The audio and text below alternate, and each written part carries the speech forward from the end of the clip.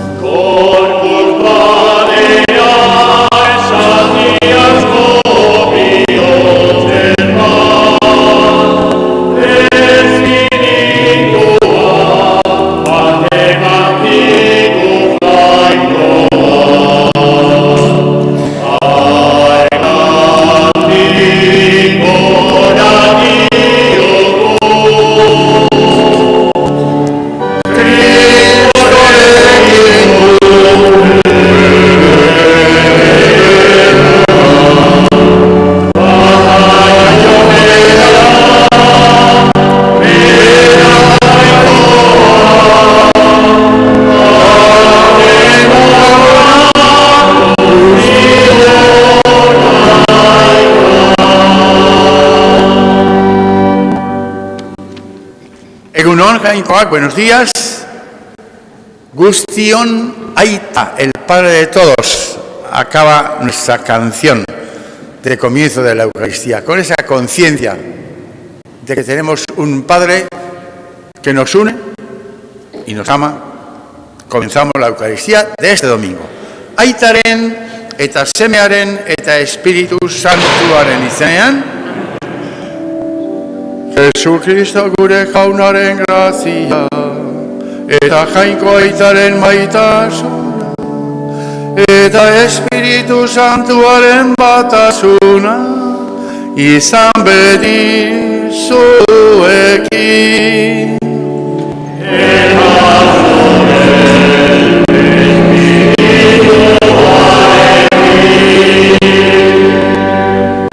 hacemos un acto de humildad, de reconocimiento al comenzar la Eucaristía. Podemos mirar al que preside esta iglesia, a nuestro patrón, a Pedro, que escucharemos que en el Evangelio le dice a Jesús: apártate, que soy un pecador. Guk esango diogu, apártate ez baizik eta zatoz niregana behar zaitut pekatari naizelako. Erruki jauna,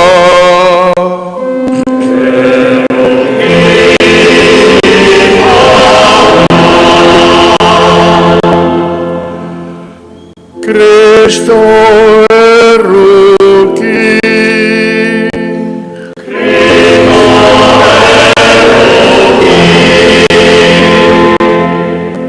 erruki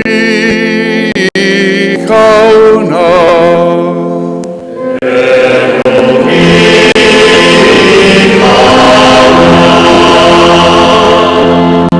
erruki dakigula jainko gure aita, eta gure utegite, gure pekatuak, sendaturik, garbiturik, barkaturik, eraman gaitzala betiko bizitzana,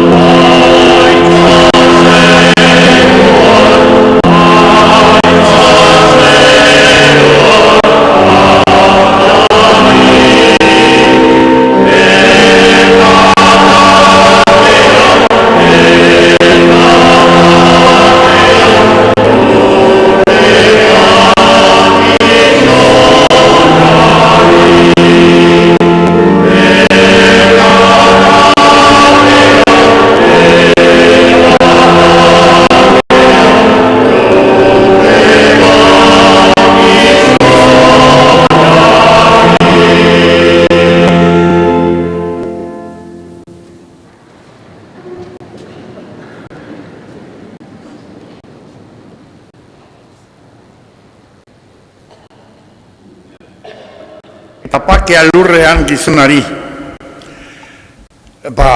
Nekez gauden mundu hontan, gaur gogoratzen dugu, aluzkagun desberdintasunak gozea.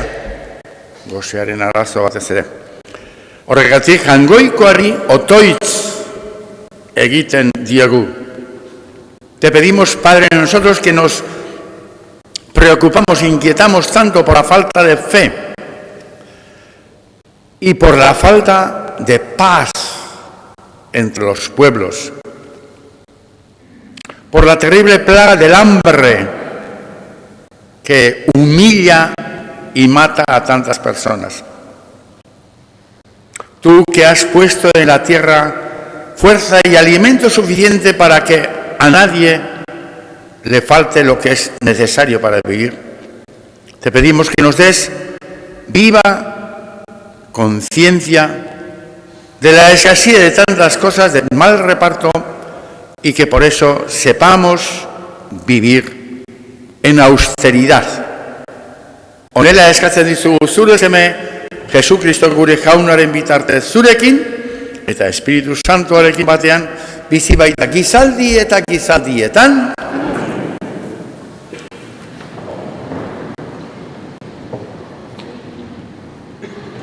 Lectura del libro de Isaías.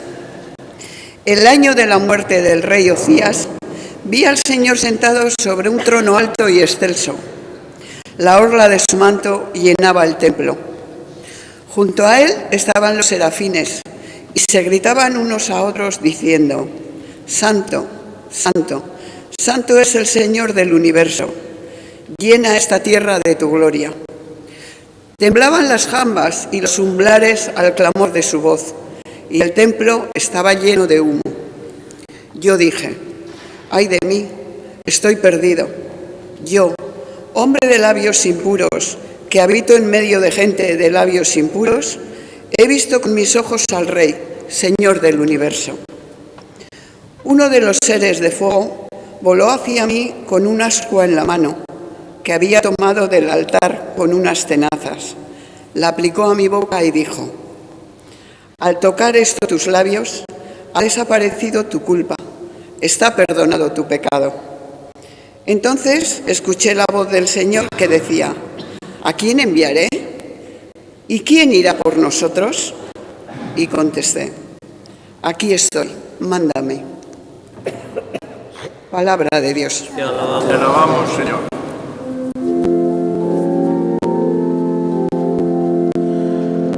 Jauna zure maitasuna abestuko dut betiren beti.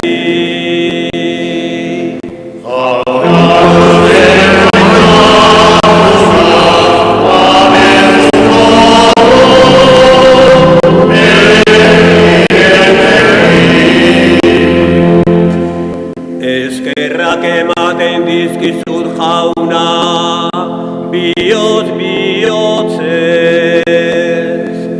ere hitzak entzun dituzulako. Kantuz goratzen zaitut hain geroen aurrean, eta zure tenplu sanduraz begira auzbeste.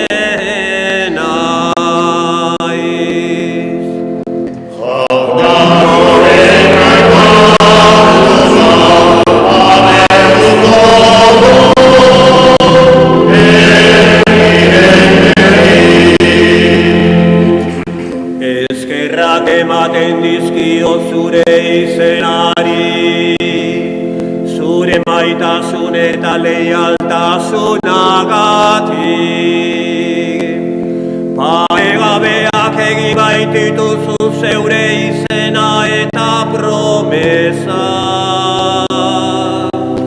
Dei egin izunean erantzun zenidan, kemena bizkortu bihotzean.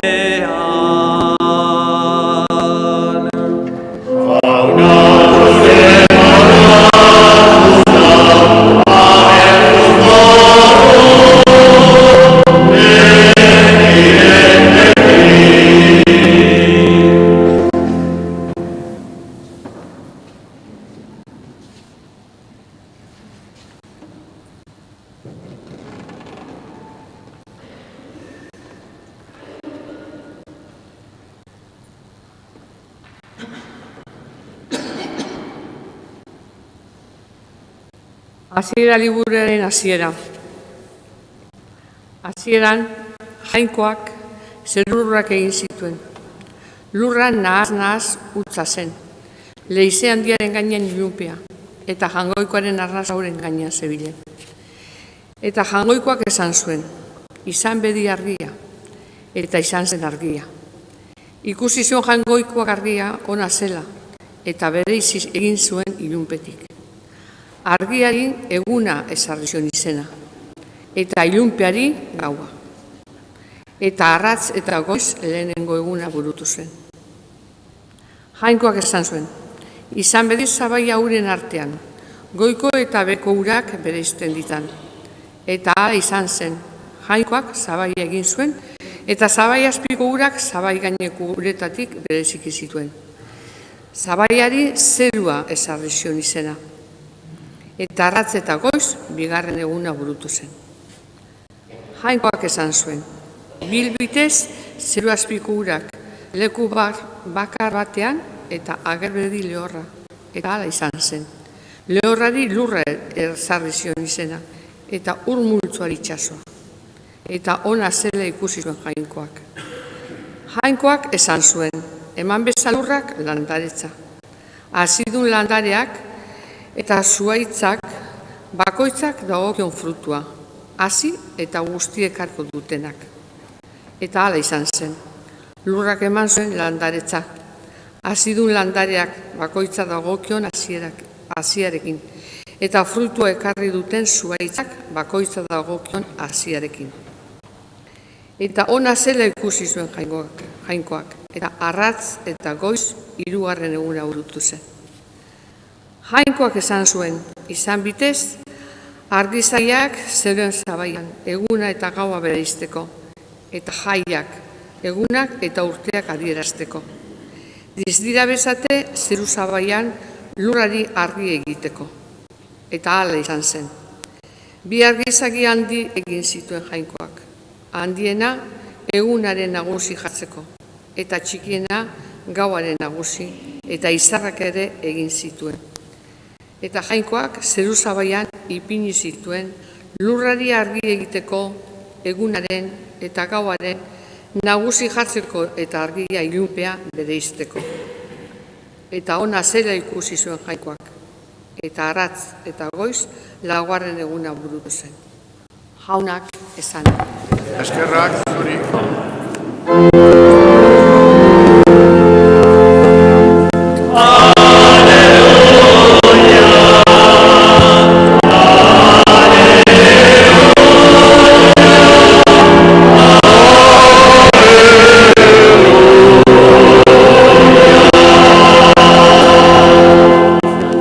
Zatozten erekin dio jaunak, eta gizarran zale egingo zaituzte.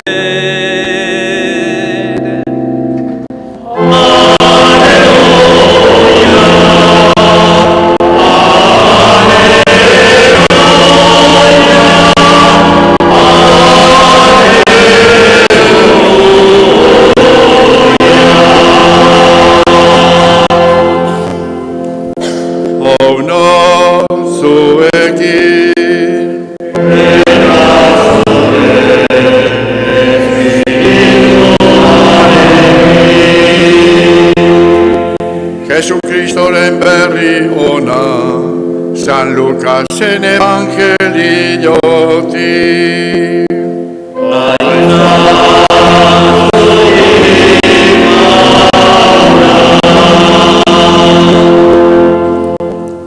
Gaurko evangelioan, Jesusekin batera noski, protagonista nagusia, elkarte hontako, zaindaria, patroia, Pedro. En aquel tiempo la gente se agolpaba en torno a Jesús para oír la palabra de Dios. Estando él de pie junto al lago de Genesaret, vio dos barcas que estaban en la orilla. Los pescadores que habían desembarcado estaban lavando las redes. Subiendo a una de las barcas, que era la de Simón, le pidió que la apartara un poco de tierra desde la barca, sentado, enseñaba a la gente. Cuando acabó de hablar, dijo a Simón: rema mar adentro y echad vuestras redes para la pesca. Respondió Simón y dijo: Maestro, hemos estado bregando toda la noche y no hemos recogido nada. Esaten dio Pedro Jesusi: gau guztian lanean aritu gea eta ez dugu arrai bat bakarrik ere bildu. Pero por tu palabra echaré las redes. Zure izenean ala ere botako ditugu sareak. Y puestos a la obra hicieron una redada tan grande de peces que las redes comenzaron a reventarse. Entonces hicieron señas a los compañeros que estaban en la otra barca para que vinieran a echarles una mano. Vinieron y llenaron las dos barcas hasta el punto de que casi se hundían. Al ver esto, Simón Pedro se echó a los pies de Jesús diciendo: Señor, apártate de mí, que soy un hombre pecador. Esaten dio Pedro Jesusi: zoaz nigandik pekataria naiz eta. Y es que el estupor se había apoderado de él y de los que estaban con él, por la redada de peces que habían recogido. Y lo mismo les pasaba a Santiago y a Juan, hijos de Zebedeo, que eran compañeros de Simón. Y Jesús dijo a Simón: no temas, es izan beldurrik. Desde ahora serás pescador de hombres. Entonces sacaron las barcas a tierra y dejándolo todo, los siguieron. Dena utzita Jesusen atzetik joan ziren. Haunak esana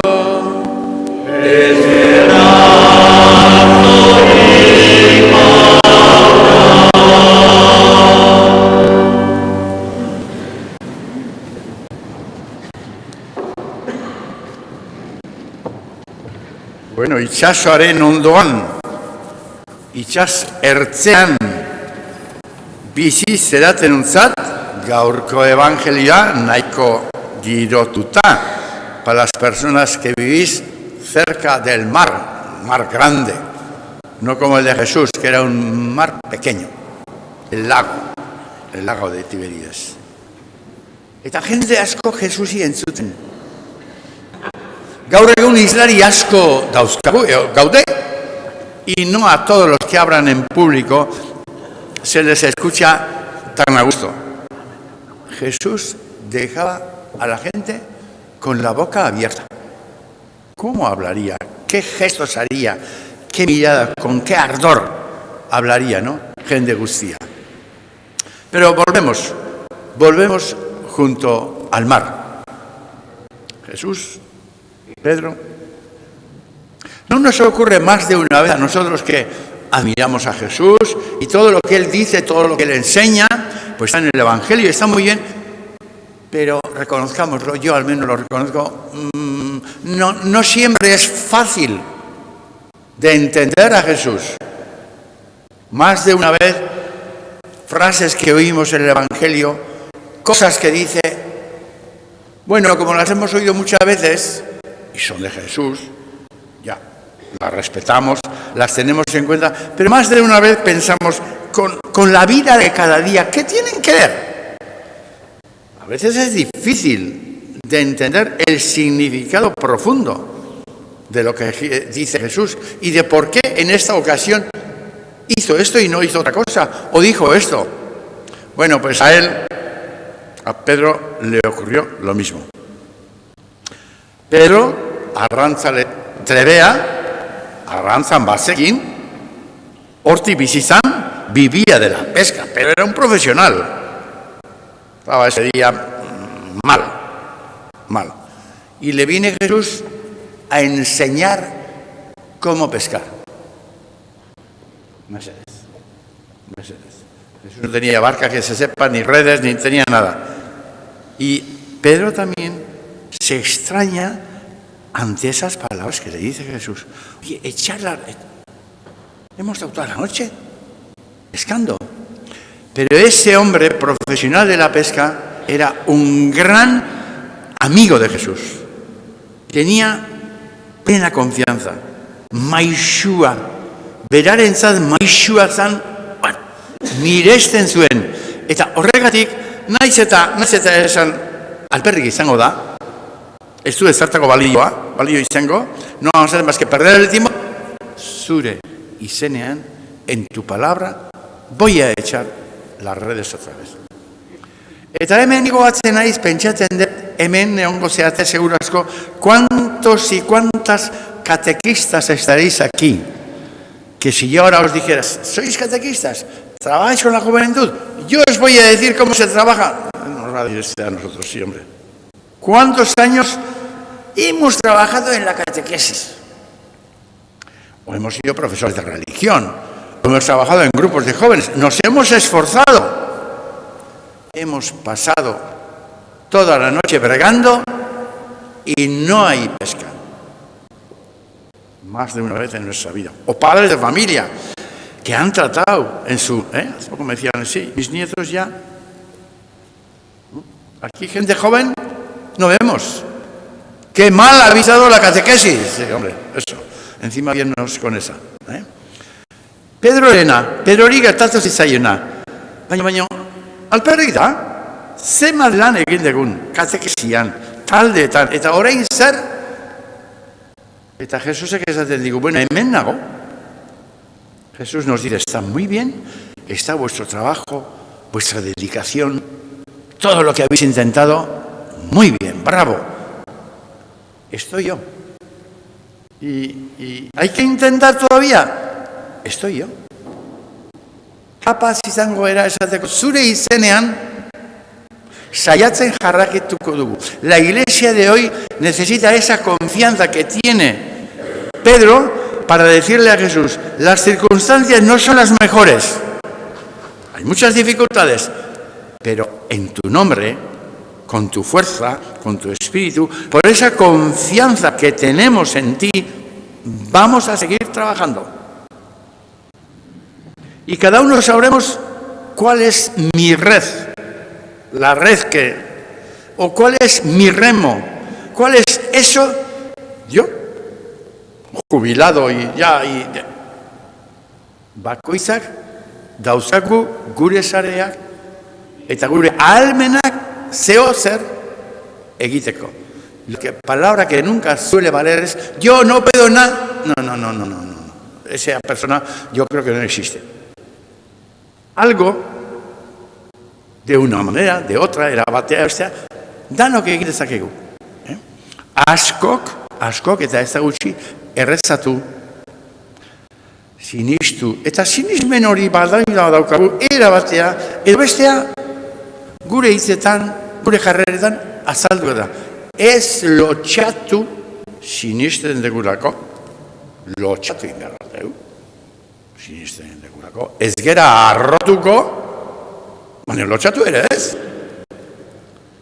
Pedro nos da el ejemplo de que pase lo que pase, en las circunstancias más negativas que podamos estar en nuestra vida, no nos descorazonemos, no nos deprimamos.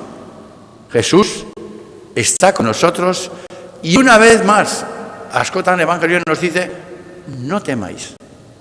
Ez izan beldurrik. Rema mar adentro. No te quedes siempre en la orilla, en lo superficial, en lo que de vez en cuando hay que ir también más profundo en la vida.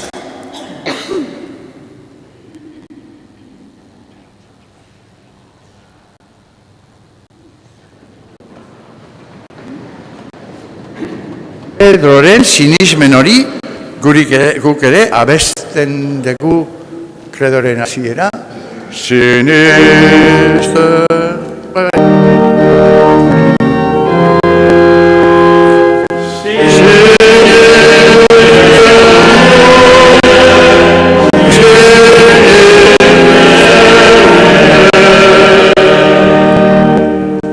Creo en Dios, Padre Todopoderoso, creador del cielo y de la tierra. Creo en Jesucristo, su único Hijo, nuestro Señor, que nació de Santa María Virgen. Santo. Se encarnó de María Virgen. Padeció bajo el poder de Poncio Pilato. Fue crucificado, muerto y sepultado. Descendió a los infiernos. Al tercer día resucitó de entre los muertos, subió a los cielos y está sentado a la derecha de Dios, Padre Todopoderoso. Desde allí ha de venir a juzgar a vivos y muertos. Creo en el Espíritu Santo, la Santa Iglesia Católica, la comunión de los santos, el perdón de los pecados, la resurrección de la carne y la vida eterna.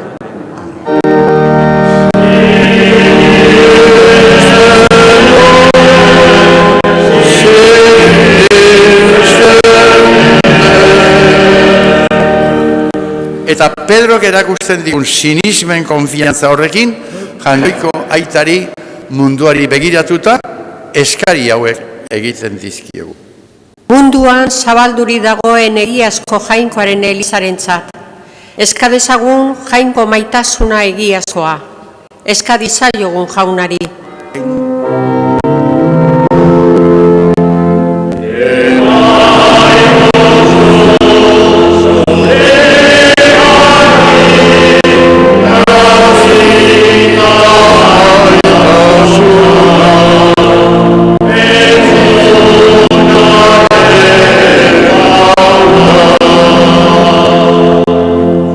Por los enfermos, para que Dios les colme de paz y alivie sus dolencias.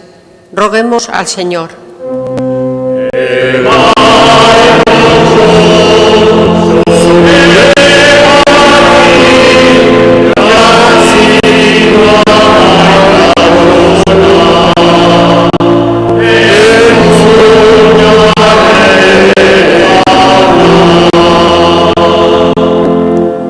Gozeak diren guztientzat, eska dezagun maitatu eta lagunduko dion kristau elkartea aurkitzea, eska diezaiogun jaunari.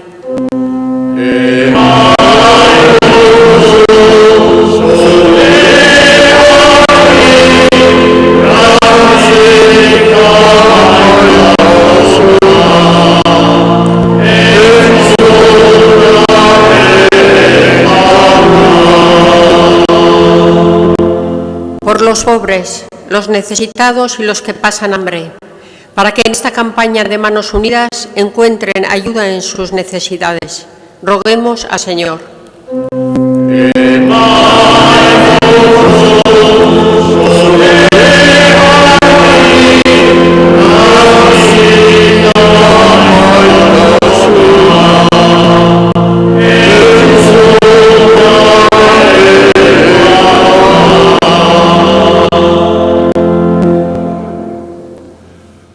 Honela eskartzen dugu, Jesukristo gure jaunaren bitartez.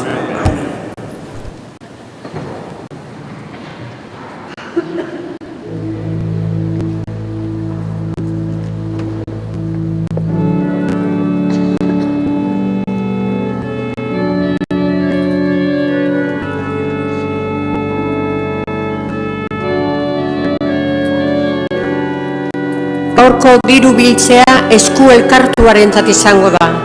La colecta de hoy será para Manos Unidas.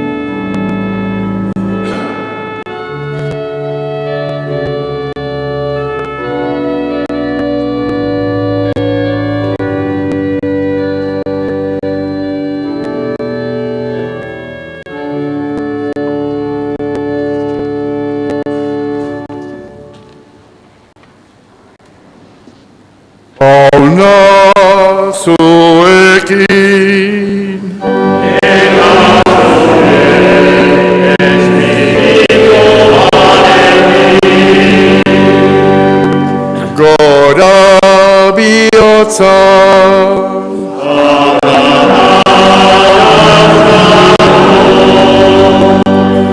Eskerrak hangoiko gure jaunari.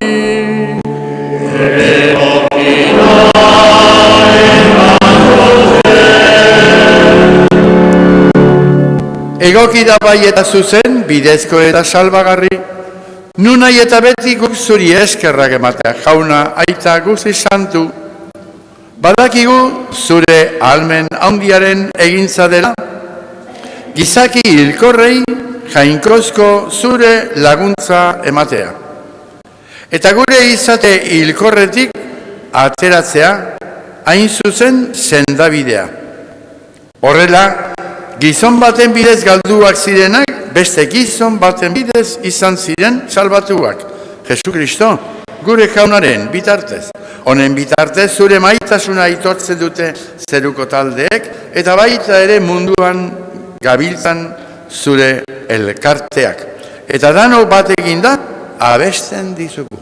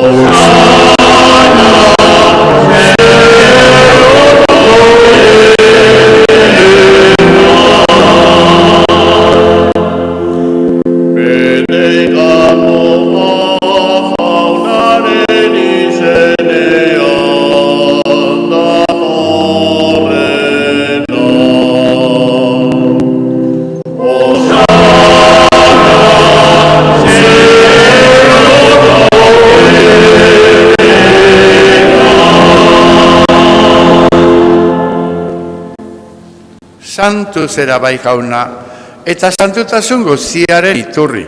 Santu egizkizu badao gitardo hauek, zure espiritua isuriz. Jesu Kristo gure jaunaren gorputz eta odol guretzat egin daitezen.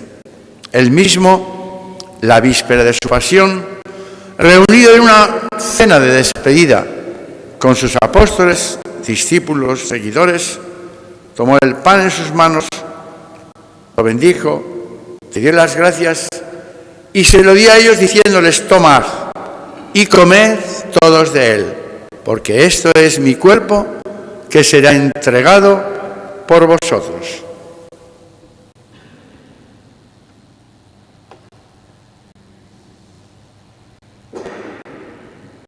Afalondoan berdin kaliza harturik, berriz ere eskerrak emanez, bere ikaslei eman zien esanez, hartzazu eta edan guztio kontatik.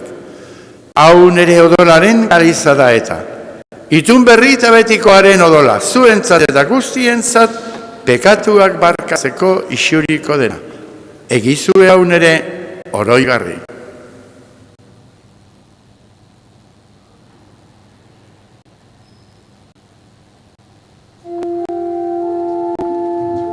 Hau da sinismenaren misterioa.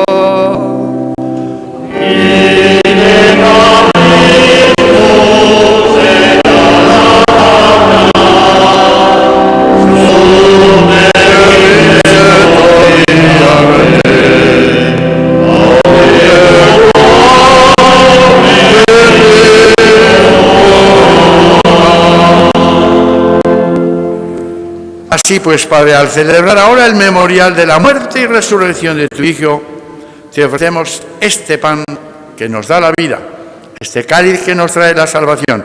Y te damos gracias porque un día más nos has reunido en tu presencia para servirnos tu mensaje, tu palabra, tu vida y tu pan. Apalki eskatzen dizugu, Espiritu Santuak bat egin gaitzala ogi eta ardo beretik hartuko ditugun guztiak. Gogoan izan jauna, zure eleiza. Esta iglesia que a veces teme, tiene malas experiencias y esta falta de suficiente y fuerte confianza en ti. Ayúdanos como ayudaste a Pedro a confiar en tu presencia siempre entre nosotros. También te pedimos por nuestros hermanos difuntos. Recordamos a todos ellos y nombramos a unos cuantos de todos ellos. Asteontán, Juan Zeigun, Ilzan, Arantxa, Tena. Baitere, beste hilako hauek, Anton, Juana, Begoña, María Jesús, Damaso, Simón, Carmen, Jesús Ángel, Jon, Geregi familian hildakoak, Ana Mari, Francisco Javier, Aldalur sendian hildakoak, Rosario eta Jose, Gorostola familian hildakoak, Delfina, Iñaki, Emilio y todos nuestros difuntos, admítelos contemplar la luz y la alegría de tu rostro en el cielo.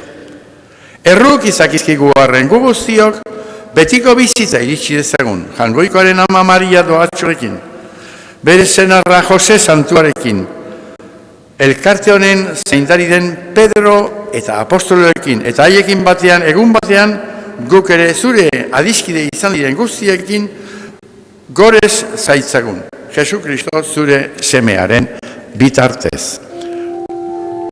Honen bitartez, honekin eta honengan, zuri aita Jangoiko alguzidun horri, Espiritu Santuarekin batean, ospetaintza guztia, gizaldi eta gizaldi guztietan.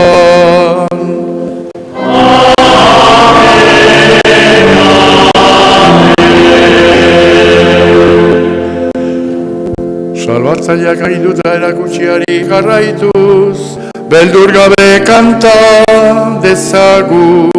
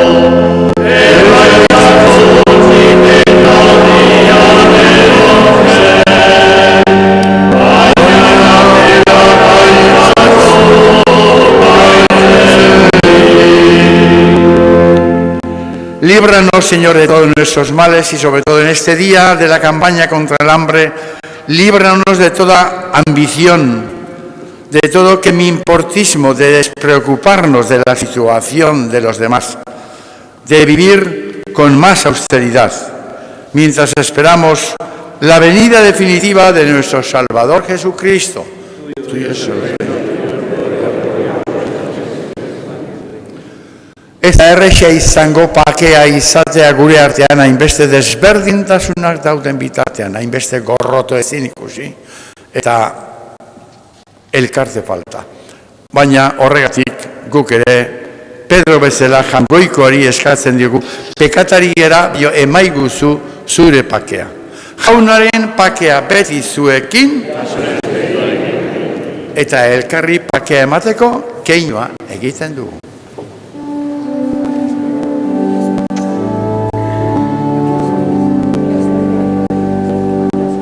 Jangoikoaren